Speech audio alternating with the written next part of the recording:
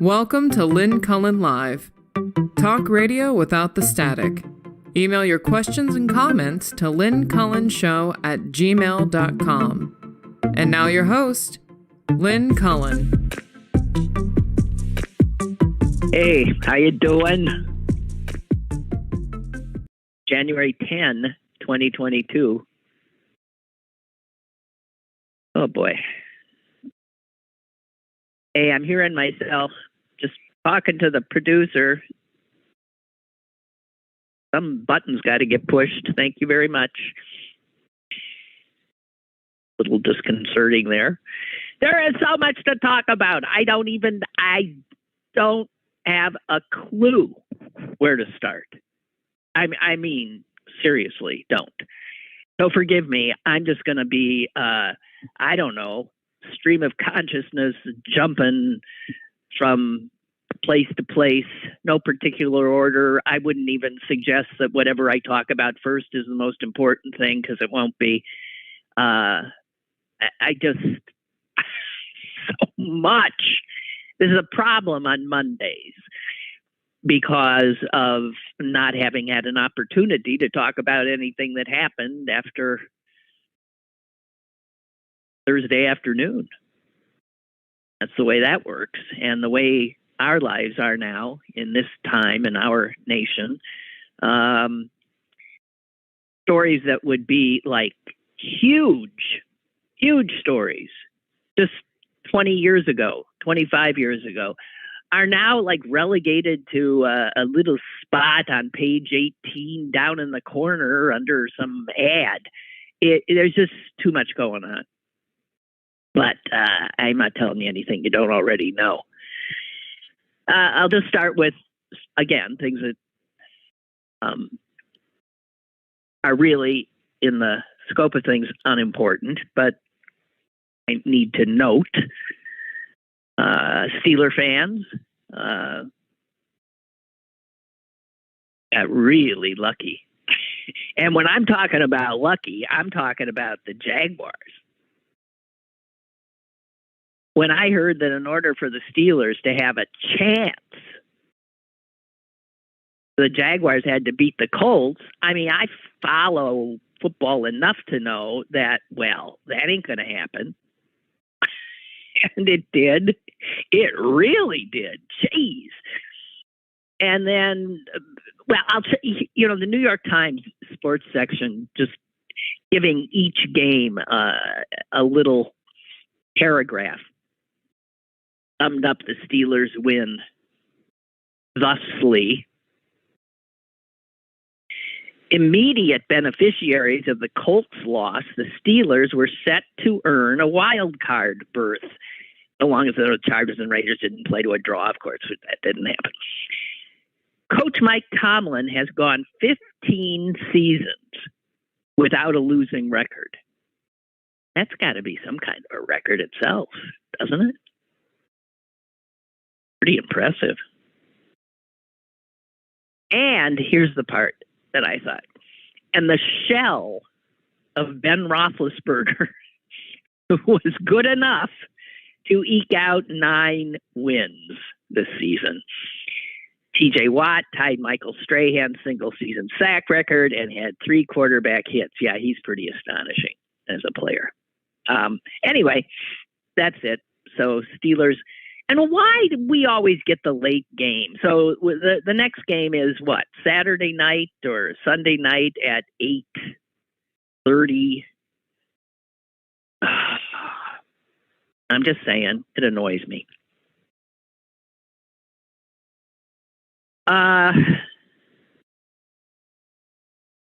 So many dead people. God. Guys.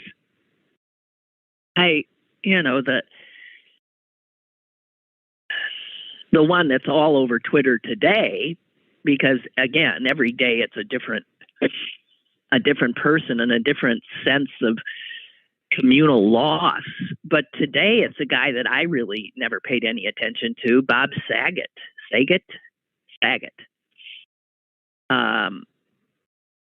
Most people knew him as some guy, right?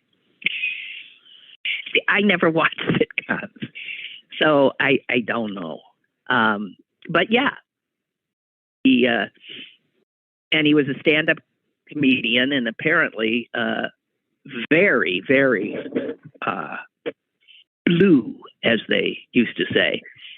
But that is certainly not the case with his sitcom persona, which was of a single dad and all that kind of stuff. Anyway, I just wanted to say that I have never seen, I don't think, such a astonishing outpouring of grief by fellow comedians, mostly, and actors, about his unexpected death. I mean, everybody's essentially saying the same thing, that he was one of the nicest human beings they ever knew. And he's one of those guys who, when he dies, it turns out that 1 million people thought he was their best friend.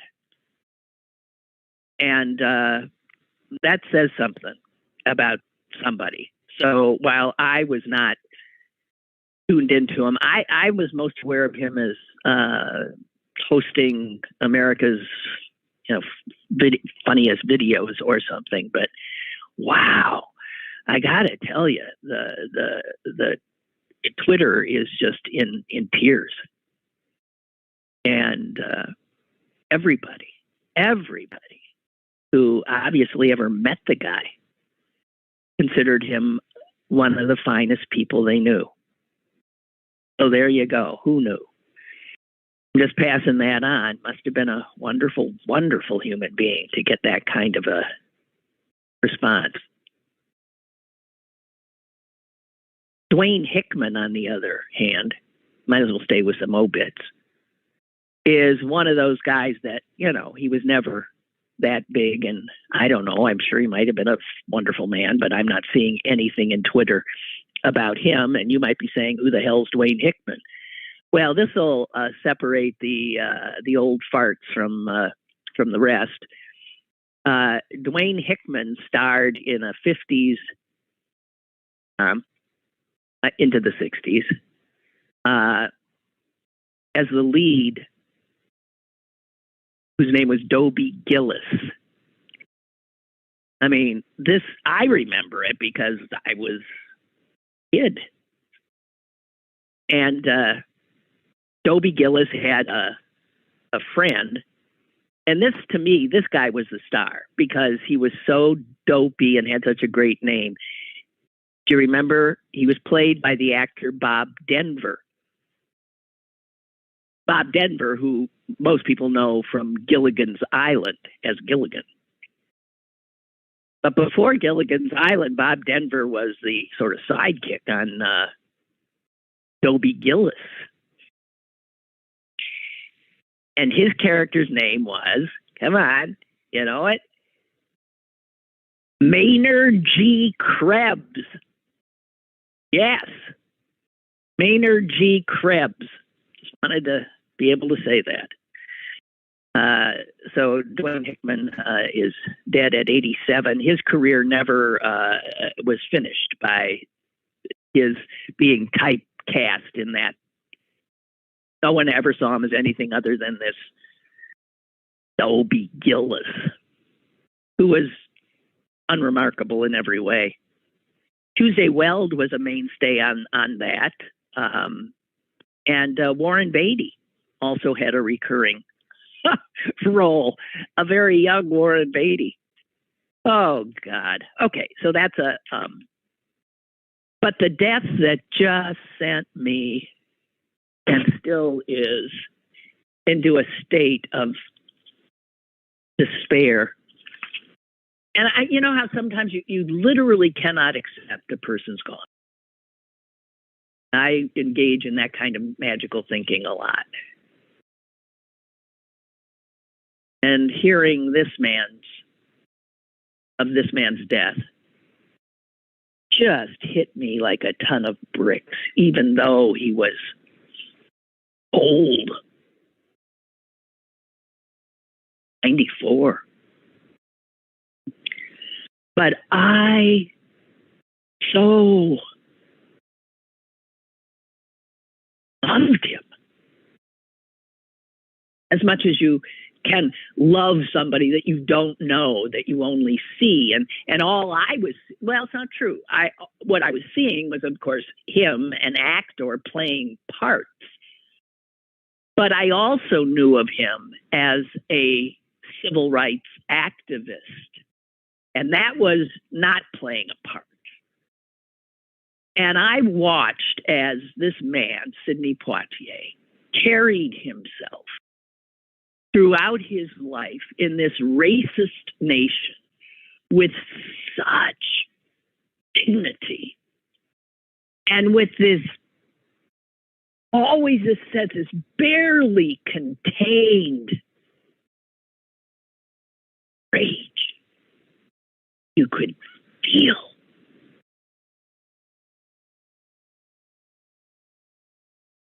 It's incredible. Handsome, controlled,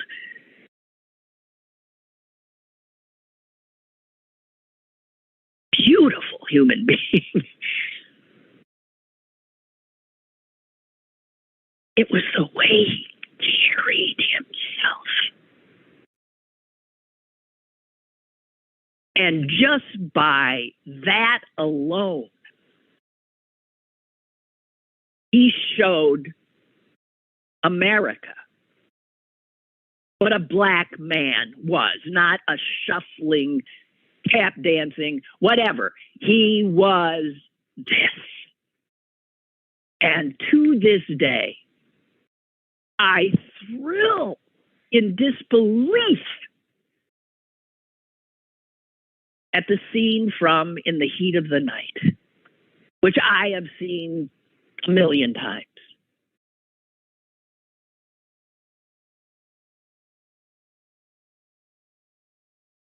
Where Poitier and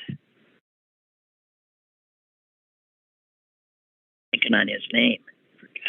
I was just thinking it in my head. Oh, God damn it. Rod Steiger, gave a master class in acting. And their brilliant acting, white racist sheriff, and this, dignified is always what I thought of when I looked at him, as the dignity of the man. And this dignified, I think, Philadelphia cop, right? Played by Poitier. But the scene was, this is a movie that came out in 1967. Well, let me tell you, 1967, Jim Crow was, believe me, still very much alive in many ways. Americans still extraordinarily racist country. Our media certainly extraordinarily racist. And in a scene where a rich white man slaps Sidney Poitier, and Poitier slaps him back. That slap was so astonishing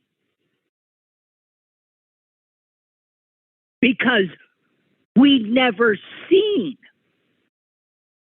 something like it before. Nothing happened.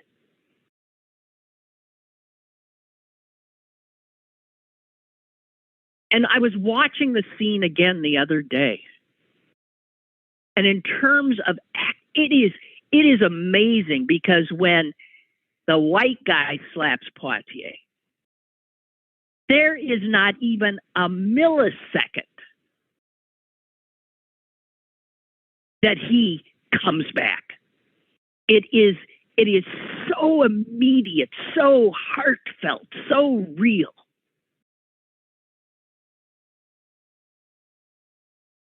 And that has to be a slap.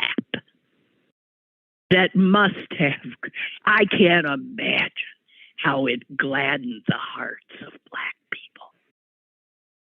It gladdened mine, but I just, oh my God.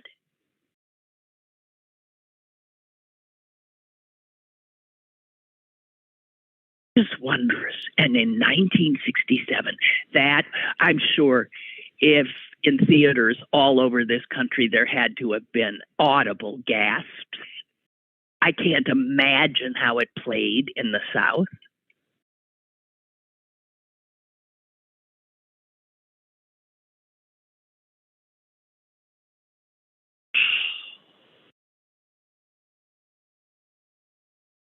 Think of how Hollywood portrayed Black people. And then think of how just by his presence alone, Poitier, Freud, the stereotype that Hollywood had building for decades and decades. I don't know.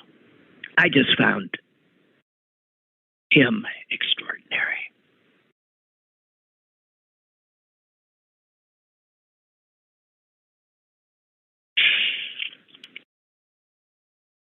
And to see, too, that his marriage to a white woman, Joanne Shimkus, endured. Everything I know about him says incredible man, extraordinary man.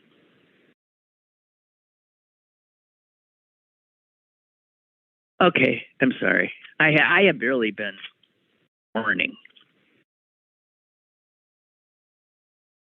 Last I talked to you was January 6th.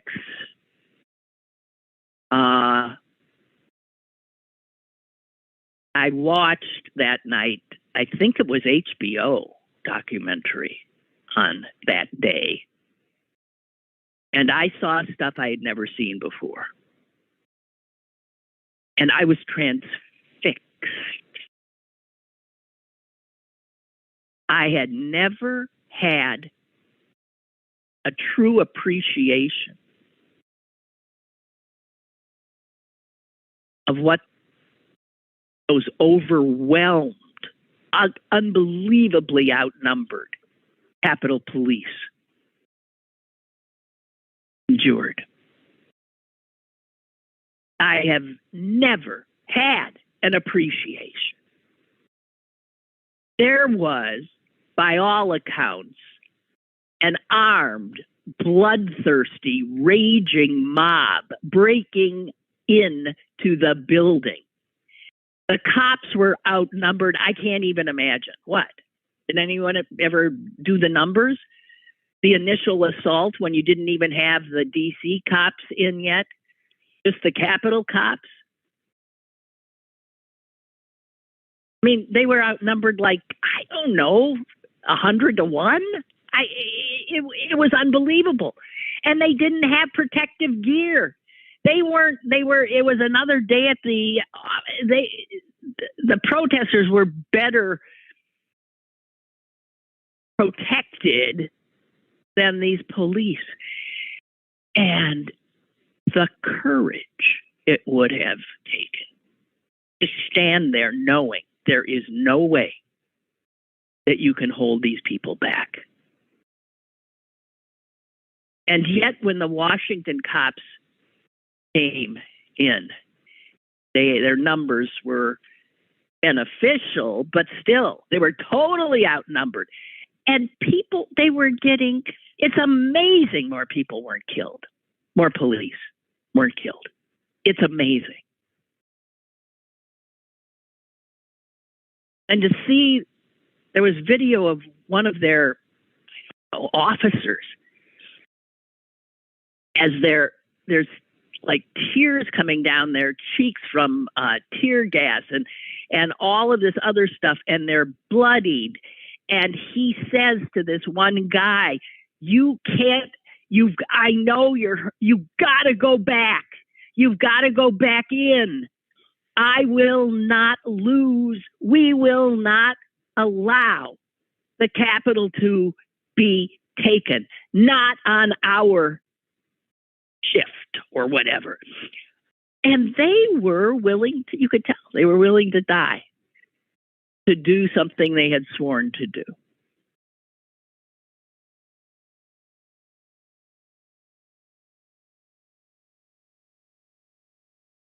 It makes a Republican who didn't show up at any of the vigils pay their respects to the men and women who had put their lives on the line to save these Republican asses, many of whom had egged on the insurrectionists. It's so mind-blowing what happened. That anybody can poo-poo it or suggest that it was another day at the office is showing just how capable of, I don't even know what to call it. I don't even know what to call what these Republican office holders are willing to say and do. I cannot believe it. I'm sorry. The more I think about it, the crazier I get.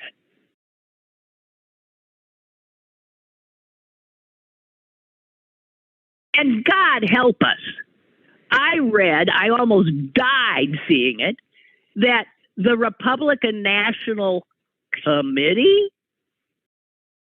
has said that they've narrowed down to just 4 cities the places they're considering to hold their 2024 convention, where they intend to bring Donald Trump back. Yeah. And of course, Pittsburgh is on the list. And when I saw it, I thought, oh no. Oh no.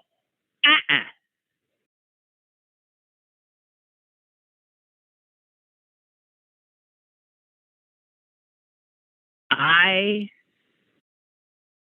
cannot even begin to imagine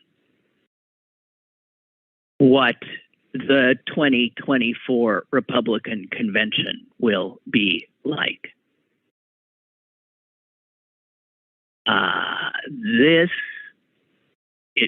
There will be violence. There is no doubt about it.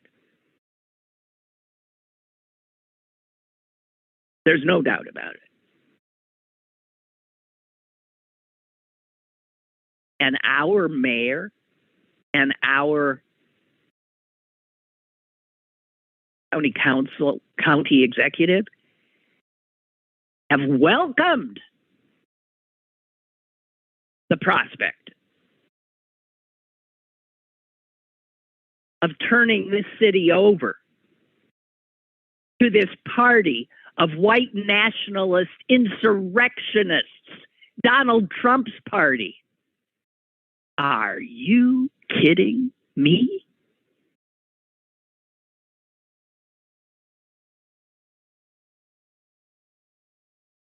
What is it?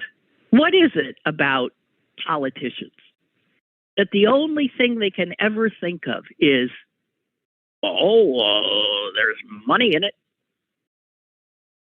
I'm willing to bet $200 million to the city. Easy.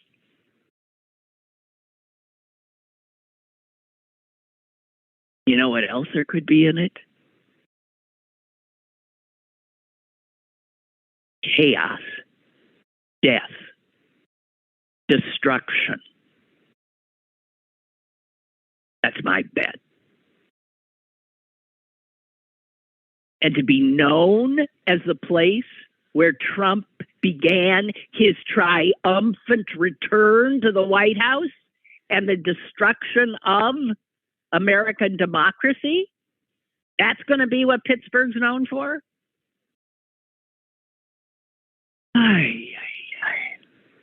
I'm sorry. Mind-blowing. Mind-blowing. Make no mistake.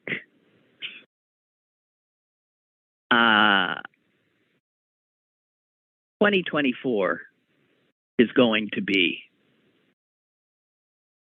a horror show.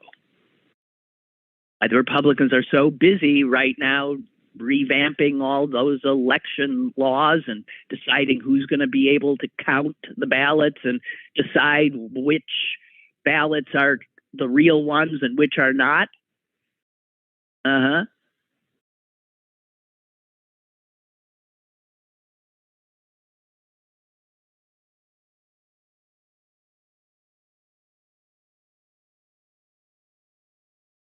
I heard, I can't unhear, a interview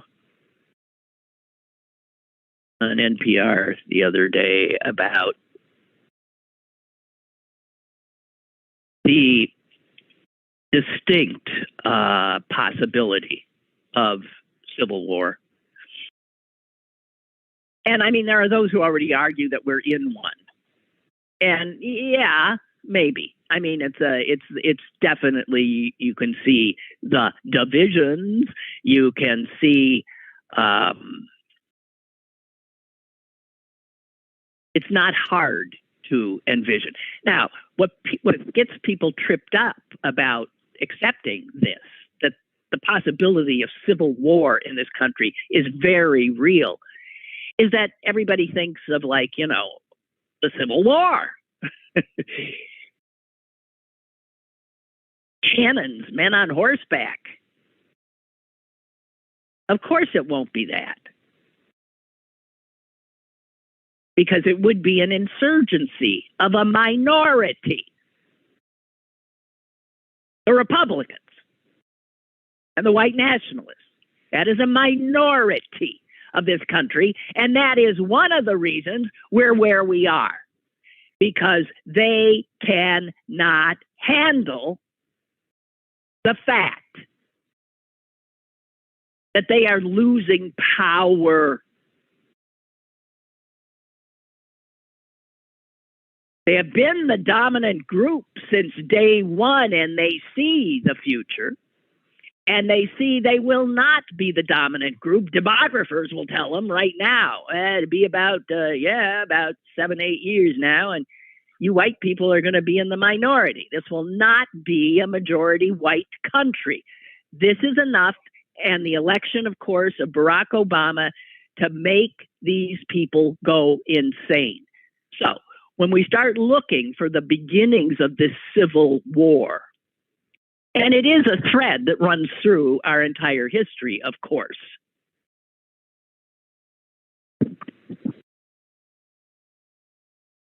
Mind-blowing how it's about race all the time.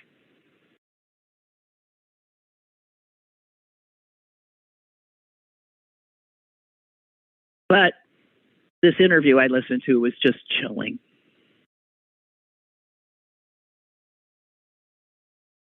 Because some of the things I remember hearing is that civil wars do not happen in democracies. Civil wars do not happen in autocracies. Civil wars happen in countries that are uncomfortably in between the two. And guess what? It's what we are.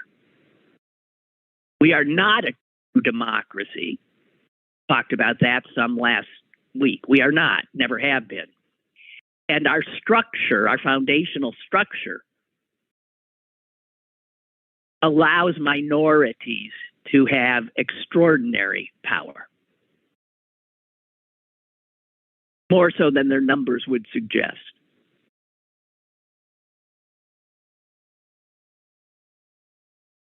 And you already see the white supremacists and the Republican Party trying to normalize violence, like the violence on January 6th. Poo-pooing it. Spreading lies about it. I just, it's beyond belief. Okay, I see I've got callers. I'll shut up. Ha, ha, ha. Yeah, I will. I'll shut up. Let's let you guys in. Hang in there. I'm coming to the phones. Coming to the phones. Hello. Hi, Lynn. Yes. Hello, Lynn. John from Greensburg. Yes. Good morning, such as it is. I think we could add that qualifier from now until Never. Well, we'll see, huh? Yeah, FDR once said the Constitution is not a suicide pact, or at least that statement is attributed to him. I think he may be proven wrong. Yeah. Because right now, first of all, we're operating under a Constitution whose electional provisions are completely outmoded for our society. Small, homogenous, evangelical, white Christian rural states are vastly overrepresented in the Senate. They're overrepresented in the House. They're now overrepresented in the Supreme Court. Because now the representatives are capped. Yeah. We've got a party that is treated as legitimate, as a legitimate partner in a democratic republic, yet they're now devoted to ending the democratic republic and turning us into something akin to modern day Hungary or Poland at best, where would there be some trappings of democracy? You have the pretense of it. Right. But it would essentially be authoritarian one-party rule. Correct. That is where they're heading, and with their ability to manipulate structural changes in the already corrupted electoral process that we have, or the unfair electoral processes we have. Their opportunity for pulling this off is, and they know it, it's first of all the only chance they have. Right? Otherwise, well, correct. But of course, we have to give them this. They've been long-term thinkers and planners. Always. They've corrupted the federal judiciary. I would argue that the Supreme Court as currently constituted is illegitimate. We have an illegitimate Supreme Court, but there seems to be no remedy for that. None whatsoever. The media would accuse, they would raise the hue and cry of court packing, along with the GOP, should any move be made to expand the court. Yet somehow it wasn't court packing when they installed Gorsuch and Amy Coney Barrett. It wasn't even court packing when the Republican Supreme Court justices got to weigh in 5-4 on handing an election to George W. Bush, who would then appoint their successors. That's right. Right. We all know. I know. The Supreme Court has really been tainted since that Bush v. Gore. That's it. So that was it. Once the beginning. Once you have an authoritarian party get in and install a judiciary to their liking, who will be partisan, then it becomes impossible to have a legal. You know what? The authoritarian government. You're making me think. It is so much like what has happened in Hungary. If you've been paying attention, because what did Orban do? He went after the court system. He went after courts. So now there's no legal remedy. Then he went after. That's right. Then he went after. Education, the media, and corporations, and universities. Well, that's right. He did. He even shut down a university. But guess what? Yeah. Hungary is still shrinking in population. Guess what? Hungary is still a beggar state. Much of their GDP comes from European Union subsidies and from Hungarians working outside the nation, sending money home. Hungary is still a failed state. They're still being propped up. And that's what we would become eventually. But, the other thing that astounds me, is that while they do have an intellectual wing that provides some pseudo-legalistic framework for this and cobble together justifications for oppressing people, and while they certainly have billionaire sugar daddies, they make leaders a fucking... I'm sorry to swear. I've been trying to refrain from that. But I got to say it. A fucking fools, kooks, bigots, people that if you saw them on the street, you'd walk the other way. Donald Trump looks like a clown, a goddamn clown. Yeah, I know. Okay? Hey, Alex Jones. Hey, listen. Chief Bannon. I know. And I know you could go on for another 5 hours, but I do have another caller who's been waiting as well. So I'm going to move on, but I know you could go on for 5 hours. It's best we do. All right. Okay. All right. Thank you. Thanks for the call. Thank you. All right. Bye. Yeah. I share your angst. Hello.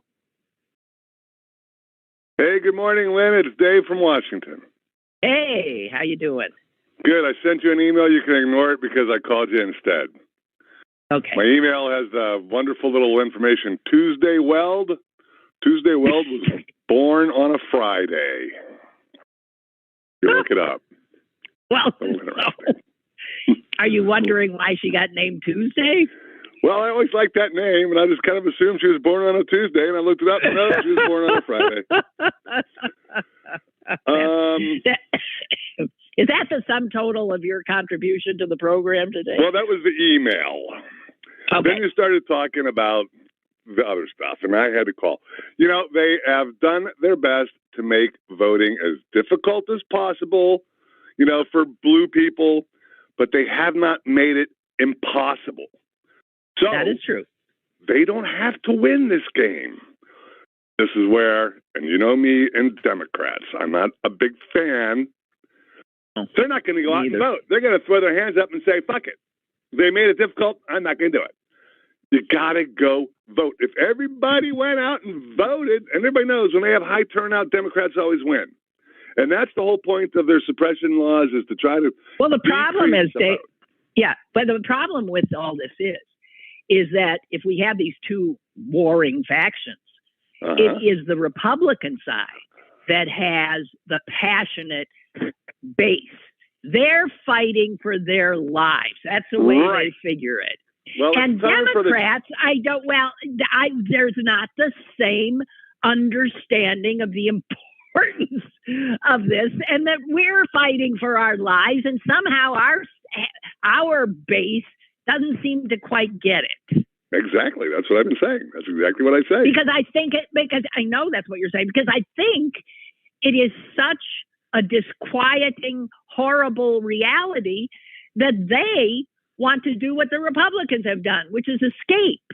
The Republicans escaped into a totally different reality, right? Where up is down, black is white. And we don't have the capacity to do that. Right. So we just turn away. Yeah, that's right. That is why I, politically support them and agree with them. And I've told you this 100 million times. That's why I refuse to join the damn party. They won't get off their asses.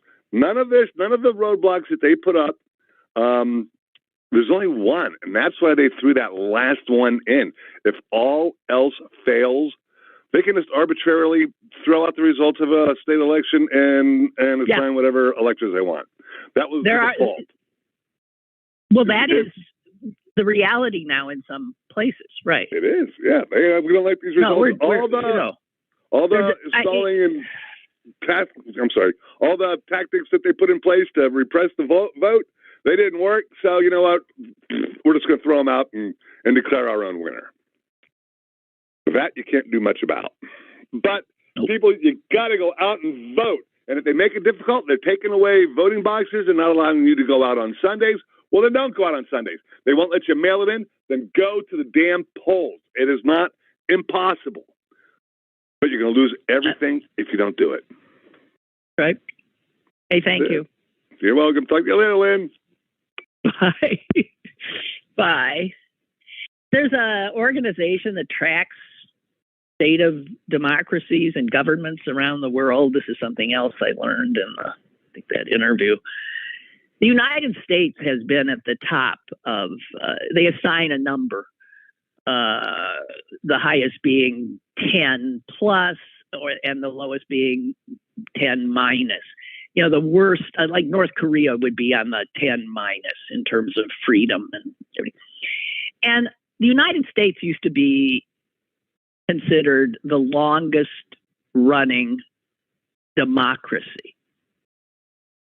We're not anymore. They took us down. We dropped, our numbers dropped. And it makes you, I woke up, this is why I don't sleep.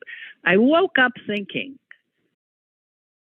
that in our lifetime, democracy just seemed like, yeah, that's what we got.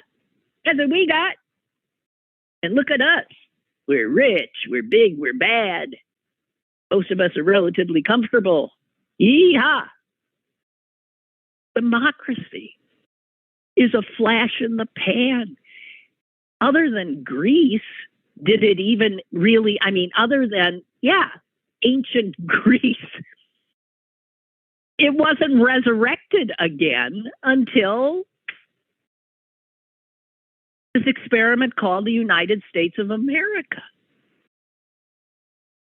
That's why a young nation like the United States would be considered the oldest democracy and the longest running democracy in the world. And now you're seeing, even though we could not have imagined it because we were born into it, as our parents and grandparents might have been, that we thought this was what is. Well, guess what? No, not necessarily.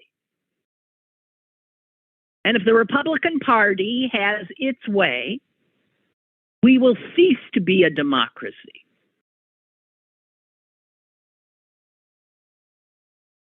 We'll be that something in between, but definitely leaning toward autocracy or rule of just one party who's fixed the game.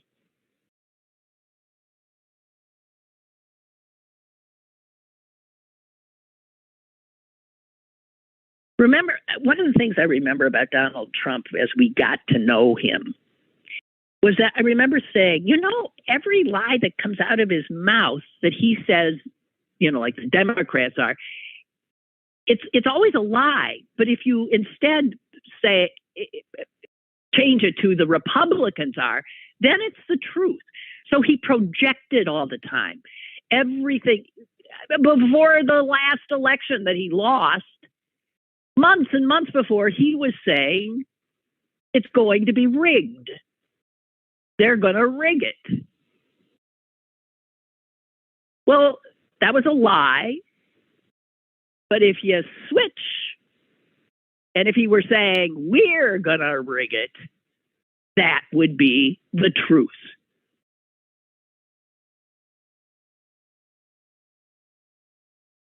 Every nasty thing he ever said about somebody was a projection of his own repulsive id and was about him.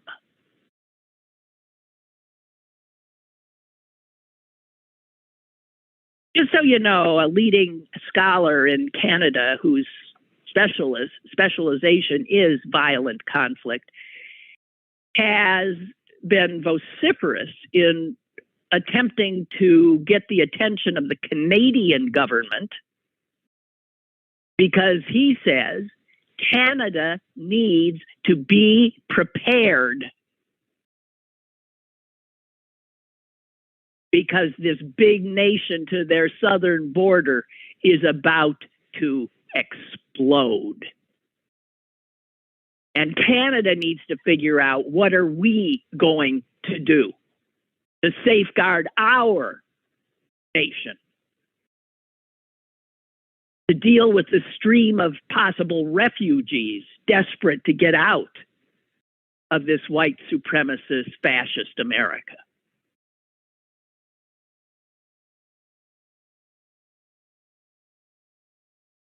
Somebody else who spent an entire career studying wars all over the world said this: I've seen how civil wars start, and I know the signs, and I can see those signs emerging here at a surprisingly fast rate.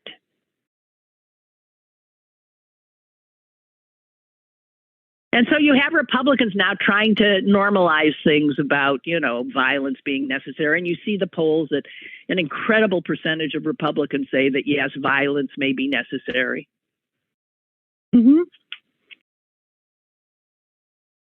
if it's not like, Antietam and Gettysburg, what would the Civil War look like? Well, it would look more, it'd be more like terroristic, guerrilla-ish warfare. And it would be little cells all over the place. It'd be bombings and acts of terror in an attempt to destabilize the nation to the point where people are willing to accept an autocracy if they can just get back to being able to live their lives and not be in such fear. And it's a deal that human beings make.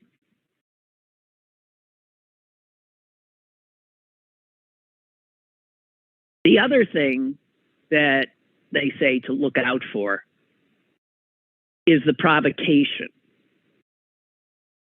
That what the right really wants to do is provoke our side to do something perhaps violent as well. Why they actually tried to blame January 6th on us. Unbelievable. But if they can get us to do something out of character, it would allow them to underscore to their base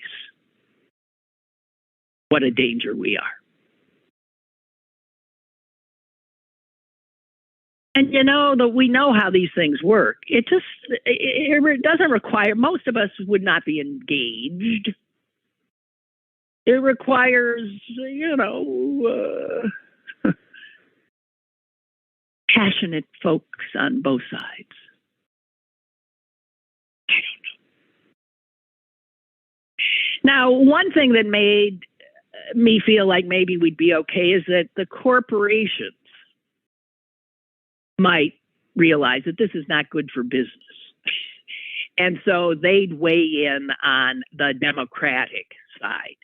And that seemed to be what happened immediately after January 6th, correct? A number of corporations said that they would no longer give any money to any Republicans who voted or acted in any way to discredit the 2020 election. Even the U.S. Chamber of Commerce did that.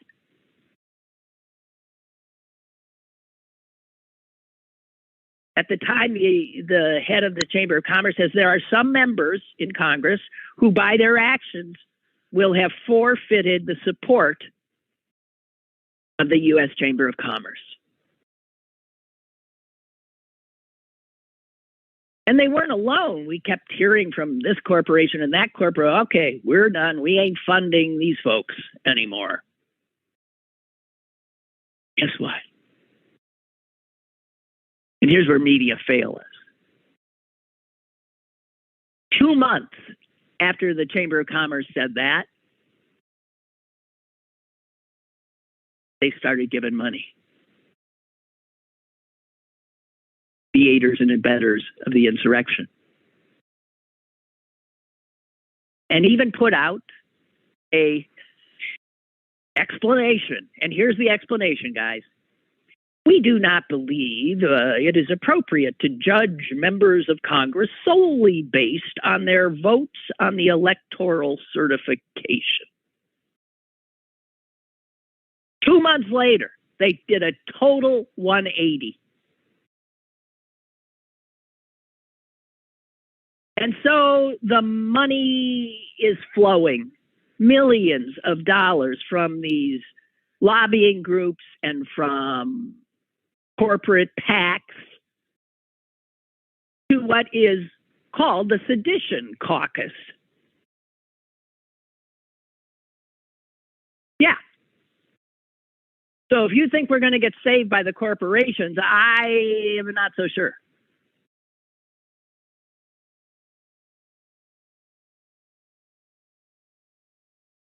Here are some, if you want to know. I don't have all the names that are now giving money to seditionists: Boeing, Pfizer, GM, Ford, AT&T, UPS. On the other hand, there are companies that have kept their word and have maintained their, pledge not to donate. And I wish I could give you that list, but I don't. Microsoft is one. They have held firm. And Hewlett-Packard as well. Those are the only two I know. Now, one of the people in the Sedition Caucus is, of course, the senator from my home state of Wisconsin, Ron Johnson, who is generally considered to be the Senate's biggest purveyor of absolute falsehoods. He's like Trump. Every time he opens his mouth, he's lying. How do you know when Ron Johnson's lying? That his lips are moving. And so it turns out that when he was first elected and pledged that he would only serve 2 terms, that was a lie too, because he has announced he is running for his 3rd term. Everything this guy says is a lie. He's still saying that January 6th was Antifa and Democrats posing as Trump supporters, trying to make them look bad. He is still out there saying he'll never get vaccinated and that the vaccine is dangerous. Yeah.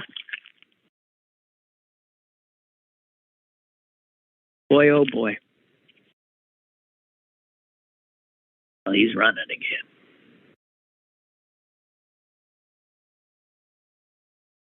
Allison says, I know what you speak of when you say you love Sidney Poitier. I did too. And I'm not just throwing the word love around loosely. When I would see him in one of his movies, he just warmed my heart. You knew he was truly a good man. He spoke so eloquently after coming to the United States with no formal education. In the past several years, I would see him growing older and would think, someday we're going to lose this wonderful person. But when I saw that he passed away, my heart just sunk. Hard to explain for a person you've never met. Yeah, but such a sad feeling of loss. One thing I will have memories of is my daughter, when she was young, discovering the movie To Sir with Love. I just rewatched that a few weeks ago. Wow. We watched it so many times together, and I will always remember her jumping on top of the coffee table with her hairbrush microphone and singing the song at the end of the movie. She's in her 30s now, and she called me to see if I knew that Sir had passed away. Yeah. He was something. It was something. I always thought the one where he befriended the blind girl, what was that called? Oh, God. There's not the one he made with Tony Curtis, where they're both escapees, the defiant ones. And then A Raisin in the Sun, and Guess Who's Coming to Dinner. And you know what? See, so many of these were constricted. If you look at them now, you see that they still refuse to allow a true portrayal of him. It's still, there were still these, and it was his dignity, his bearing, his self-confident authority, his style that would just blow any movie he was in out of the water. A Patch of Blue. Think of.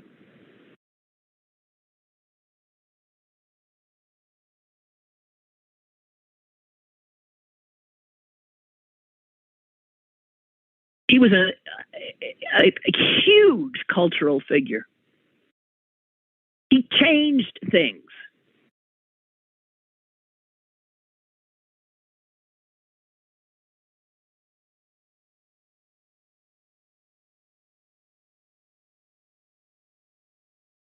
I don't know.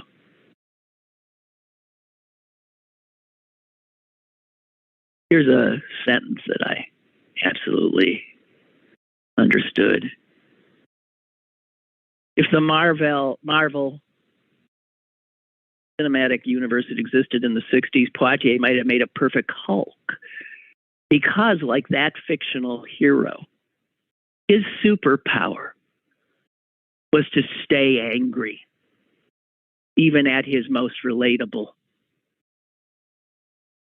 He is understandably being celebrated as an icon of cinematic representation and reassurance, but we ignore at our peril the fact that those values coexisted with rage that feels as palpable and galvanizing today as it did half a century ago. And it's that right under the surface of his glorious black skin, that sense of rage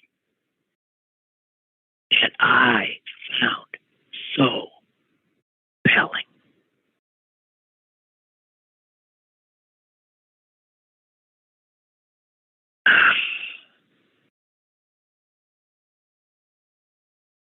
I'm going to give you two factoids to end the program. Don't ask me why.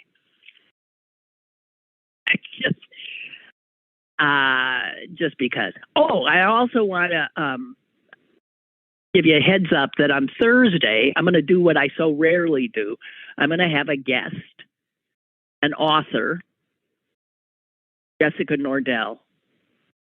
And I am almost finished with her book. It's everything we've been talking about when we're talking about race. And her book is called The End of Bias, which of course ain't gonna happen. But a subheading of the title is The Science and Practice of Overcoming Unconscious Bias. So she lays out in this book where bias comes from, and it's as human can be. And then what works and what doesn't in overcoming it. And it's pretty daunting. A lot of the efforts at diversity and diversity training, it doesn't work. Doesn't work at all. In fact, some of it's counterproductive. She's actually gone in and studied all of this stuff. It's brilliant. She's a brilliant science journalist.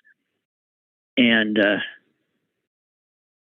I happened to bump into her mom in Green Bay, of all places, when I was there. But the book is amazing. It really is. So she'll be on Thursday. Okay, here's some factoids for you. Adults spend as much as 47% of their waking lives letting their minds wander. Jeez, do you think? That's almost half of the time we're awake, we're not focused at all. Okay, I guess that's what that would mean, yeah. Our minds are wandering. I don't know how they calibrate something like that, but hey, man, this came out of Harvard, so I guess it must be true. And then this little factoid, which I guess I didn't really know, but sort of did, because I get, I pull out a sweater I love in the winter, and it's got a hole in it where some damn moth has eaten it. And often it doesn't, but it has that like sort of white spidery thing on it that is what? That's where the larvae are. Well, it turns out, and I don't think I knew that, it's not the moth that eats the clothes. It's the larvae. Why didn't I know that?